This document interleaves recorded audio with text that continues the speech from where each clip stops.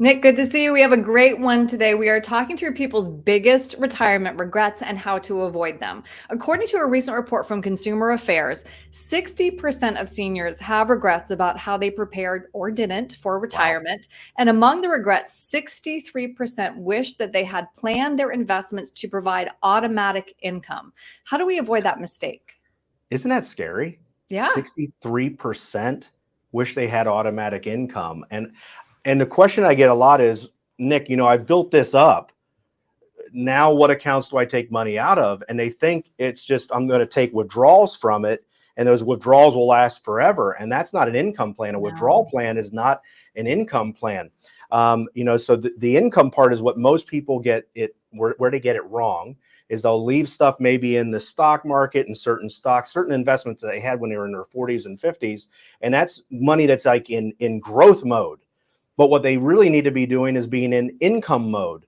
And sometimes we'll do a stress test on these accounts and we'll find out that their overall portfolio is only spinning off maybe a 1% dividend as an income.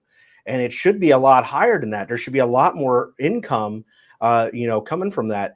But that's what I call living off of the play check. If you think about Mhm. when you worked, if we think there's paychecks and there's play checks, well, when you worked, you're living off of the paycheck, that Right. dependable, reliable, consistent income that is coming in. You don't live Right. off of the bonus. That's the play check because that might happen if the company does good, but if the company doesn't do good, you're not getting the play check. Kind of reminds me of that movie with Chevy Chase, Christmas Vacation, when he's basing his entire livelihood that Christmas off the Christmas bonus that the company doesn't give him.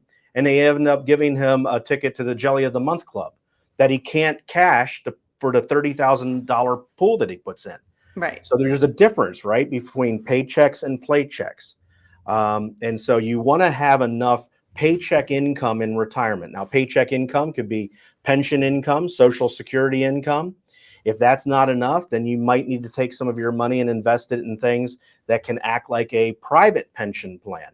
And things like that, where there's maybe an income stream, an income for life plan, where it will spin off an income that you can capture every month, like mailbox money. It's going to come Mhm. in each and every month and it's dependable, reliable, and consistent. Now, there's different types of income. Obviously, you have what if income. That'd be like stock market income, dividends, stuff like that. Structured notes, that income comes in. But if we have a significant downturn in the market, those dividends might not pay on a dividend stock. And then there's other things too on the flip side of that. Some people want dependable income, like a pension at work. And if you think about a pension at work, it's like an annuity. It's a Right. dependable income, and a company comes in, they have a guaranteed income plan through a company that Mhm. backs it up.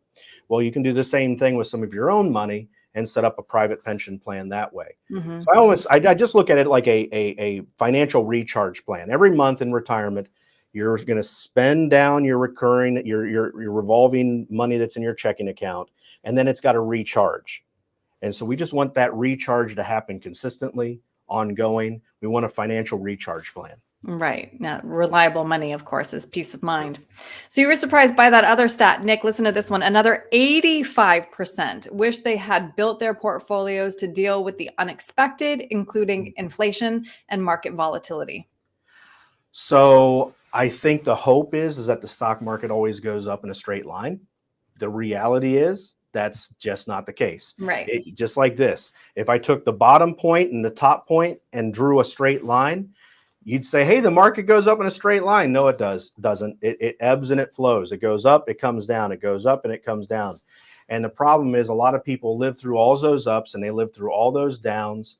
And it's not that big of a deal when you're working because you're saving money into a plan like this. But when you're retired, if you look at that 2000 year, if when the market goes down, you're pulling money out at the same time to live off of, you're selling shares of stock and mutual funds at bad prices so that Right. you can live. That's how you run out of money. It's what we call sequence of return risk. Right. And this is what's taught in college. I was a judge for the National Financial Plan competition for the International Association of Registered Financial Consultants. They brought in students from all over the country. And I sat there and listened, and one school came up and said, oh, in their number on their spreadsheet, they said the market's going to go up 11.85% each and every year. Ooh, I And I asked love a that. question. I said, oh, I would like that too. Yeah. So I asked a question. I said, well, what when it doesn't? What happens when it doesn't? No, it has. It's gone up 11.85% every year. I said, well, what did it do last year? They said, well, 11.85. I said, no, the market actually went down last year. So now your math is wrong. Just because it averages 11.85 doesn't mean 11.85% each and every year. That's kind You're a of the tough problem. judge, Nick. I like it though. I True. was, but the thing is, they were hell bent on telling me that I was the one who was wrong because their professor told them to use 11.85%. I read this article. It's called the Hatfields and McCoys. It's this study, and it showed two different people and how much money they had retired, how much money they had left, but they retired at two different points in time. So you have the McCoys. They don't have a significant market setback until 21 years into retirement. So the first 20 years, no significant pullback in the market. They have $2.6 million left over at the end. The Hatfields, on the other hand, had a significant market setback in the first year of retirement, and their money ran out at age 89. Right. But they retired needing the same amount of income, having the same amount of starting asset, yet one ran out and one didn't, just because of the time on where you were when the market started coming out. So that's why I tell people is it's very important to have both red money and green money. Don't just have all of your money in the red bucket that's risk. Have red money that's at risk that can help grow the wealth, but have some green money that you can tap into so that you have that dependable, reliable, and consistency that you can live through if the market does go down. So you have both. Right. Well, I'm glad that you were able to explain that risk to those kids. You gave them a valuable lesson when they were young, which is very powerful. So, Unfortunately, they didn't win the competition, but they shouldn't with flawed data like that. So, but you made them an smarter. unfortunate truth. Another regret, not considering tax implications, especially if the bulk of their savings is in a 401k or other tax deferred account. Look at Uncle Sam. Is he's part owner in your wealth. If you have an IRA, 401k, which is where most people have their money, Uncle Sam is the part owner of your wealth. It's almost like Thanksgiving Day. You spend all day cooking. And let's say you have 25 people all showing up and you cook all day long and you've got all this table spread out with all this food, and you have 25 people spread around the table and they're all sitting there and they're ready to eat. And then all of a sudden the doorbell rings and you get the doorbell and this guy comes in with this big tall hat, kind of looks like Abraham Lincoln. And he comes in and he says, and he doesn't say anything, doesn't say hi, but he's with the government. He just walks in with a satchel and he goes around and collects 30% of the food on the table, seals up the satchel and walks out the door. And you're sitting there just watching this happen. And you're thinking to yourself, hold on, now I still have 25 mouths to feed, but I have 30% less food. Mm-hmm. That's how this works. Because every time, if you need $10,000 to put towards an air conditioning unit that just went out in your house, you're going to have to take out maybe $12,500 because of taxes to just come away with that $10,000 in pocket. So taxes have a huge deal on what you take out in retirement. It has a huge deal. It plays a huge deal in how long your money lasts. And then when you hit 73, you got to take out required minimum distributions. And the government comes out and says, you've got $1 million in a 401k. We're going to make you take out $37,000 of withdrawals out of that account, whether you want to or not. And if you don't do it, you got a 25% penalty. So, taxes right now are at historic lows. I think a lot of people, they have these monies in these 401ks. They have these monies in these IRAs. There you go. Historic lows. Where can they go? Taxes are likely going to go up from here. They're at discounts right now. And so you need to seek out, how do I become more tax efficient with my investments? We actually wrote a book with Dan Caprell as a CFP called Diffuse, the 7 Steps to Protecting Your 401k from the Ticking Tax Time Bomb. And you can get a free copy of this. You can just go to our website, diffusethetexbomb.com. So diffuse, DEFUSE, diffusethetexbomb.com, and you can get a free copy of this. We'll ship it to you. No strings attached. I mean, it talks about 7 steps in here to lowering your taxes. So we want to get that in your hands. That's going to help you a great deal in figuring out.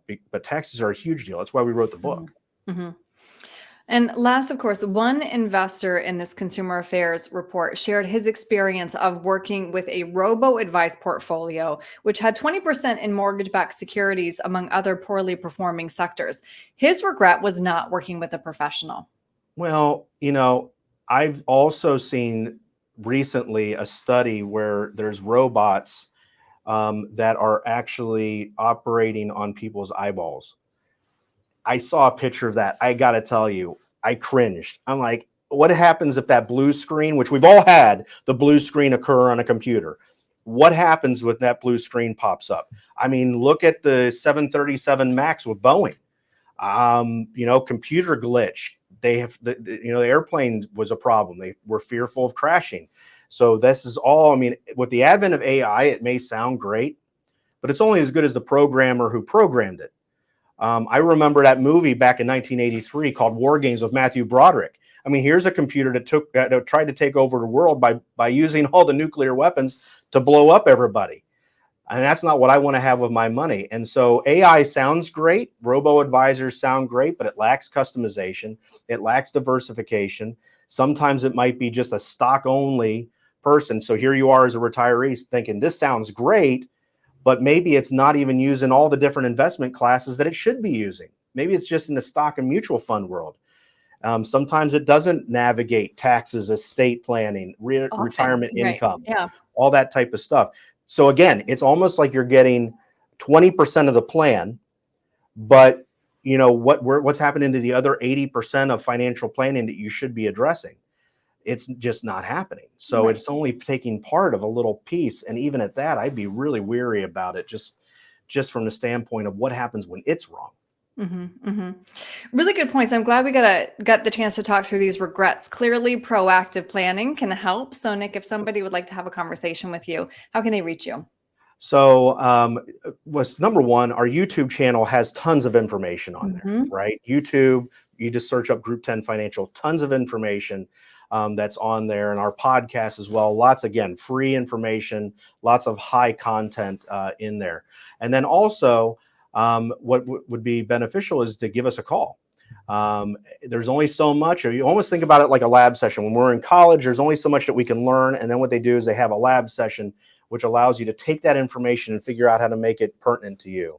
And so just giving us a call at 844-GROUP-10, or you can also go to our website, group10financial.com, and we have our virtual calendar there as well. And we can schedule a 15-minute strategy session call, hash some things out, see what can be done, what missing pieces there are, so that you're not living a retirement of regret.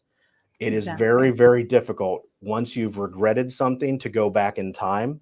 Right. And so we can learn from the hundreds and hundreds and hundreds of people that have gone before you on how to retire and retire well. Perfect. Nick, thanks for your time today. Good being with you, Aaron.